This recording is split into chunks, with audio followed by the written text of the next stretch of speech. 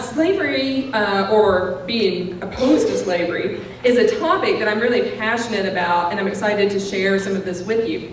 So let's start with a story that describes the experience of slavery firsthand.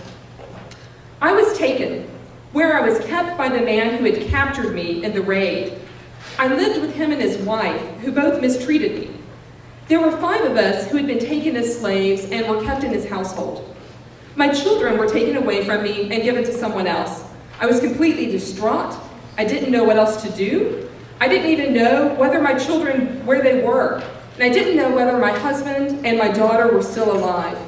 I felt overwhelmed and completely helpless. I was made to work, cooking, cultivating the garden.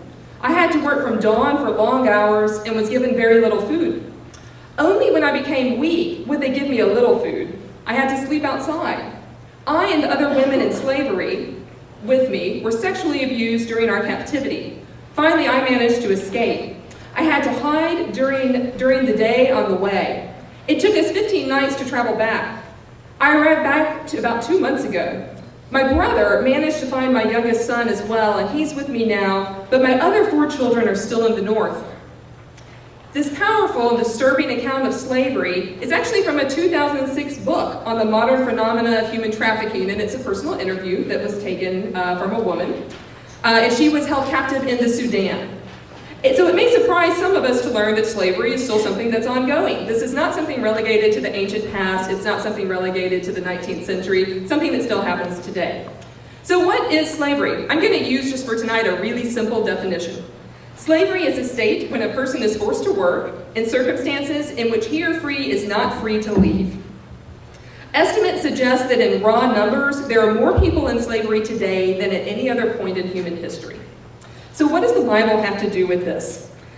This is the topic that we're going to talk about tonight. So we're going to explore what the Bible has to say about slavery, how people have used the Bible either in support of slavery or in support of abolition, and we're going to talk about its modern manifestations today. So the correct interpretation of slaves in the Bible is something that's been debated for centuries and centuries and centuries. Today, in the 21st century, we are left with a troubling legacy that the Bible has been used by Christians to justify the enslavement of millions of people. So it's very fitting, I think, that we're talking about this tonight on a LaSallian campus.